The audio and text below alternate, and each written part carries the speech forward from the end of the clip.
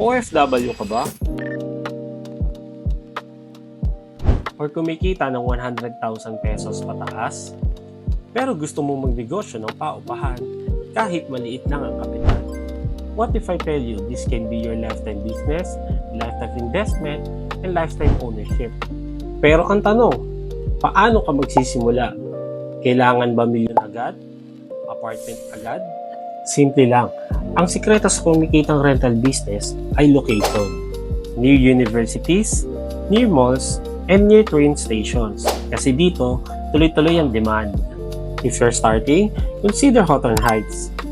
Near top schools, newly turned over, flexible terms of payment, and ready for rental agad. Meaning, pwede ka na kumita faster while building your lifetime investment.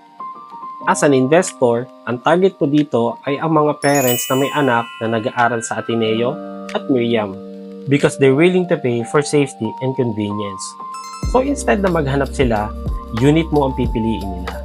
Now imagine this, 25,000 per month for long term or up to 75,000 per month for Airbnb business. So habang tumatagal, tenant mo na ang nagbabayad ng property mo while you build a lifetime business. This is how smart investors grow. Hindi lang savings, kundi assets that generates income. At the end of the day, you get a lifetime ownership of a property that keeps earning. So, if ready ka na mag-start ng lifetime business and investment, message me now and I'll guide you step by step.